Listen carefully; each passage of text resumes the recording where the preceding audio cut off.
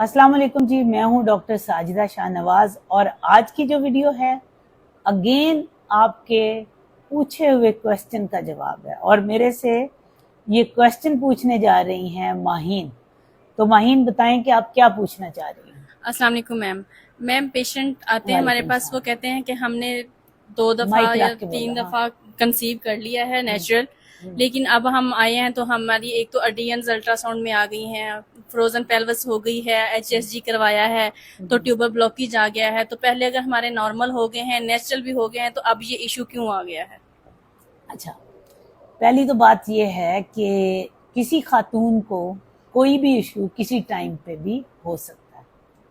ठीक है। और ख़ास तौर पर जब वो डिलीवरी जैसी पेचीदगियों से गुजरती है,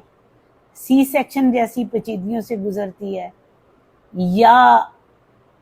अगर उसके हस्बैंड को कोई इन्फेक्शन है, सेक्सुअली ट्रांसमिटेड डिजीज़ है,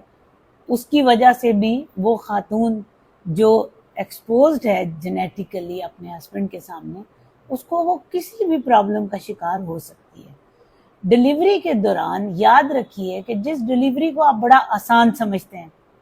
कि जी ये तो मसला ही कोई नहीं है, ये तो हम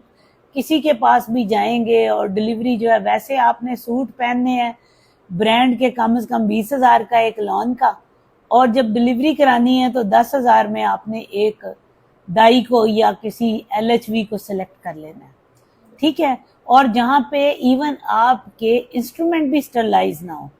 अगर वो अनस्टरलाइज इंस्ट्रूमेंट से आपकी इन्फेक्शन स्प्रेड करे, या आपके मैनुअल फर्ज करें कि उसको प्रॉपर अभी पता नहीं है और वो हाथों से प्लेसेंटा रिमूव कर रही हैं, तो आपके हाथों से भी इन्फेक्शन चली जाए तो वो फ्लोपियन ट्यूब से पास करती हुई आपके पेट में आ जाएगी और आप बिल्कुल ठीक थे, लेकिन वो आपकी एडियंस बन जाएंगी, आपकी ट्यूब भी जुड़ी हुई होंगी। इवन आपको पहले GIT के इतने अपसेट्स नहीं थे, यानी गैस्ट्रो इंटेस्टाइनल ट्रैक्ट जो था वो आपका बिल्कुल ठीक था, अब आपको पेट में दर्द रहना शुरू हो जाएगी, अब आपका खाना हजम नहीं होता, आपको जो है वो डाइवर्टिकुलाइटिस जो है वो शुरू हो जाएगा, यानी कि इन्फेक्शन, अंतड़ियों की गिरें लगना शुरू हो गई, रिप्रोडक्टिव इश्यूज आ गए, फ्लोपियन ट्यूब्स बंद हो गई। फ्लोपियन ट्यूब्स अगर बंद नहीं भी हुई तो पस की वजह से आपका,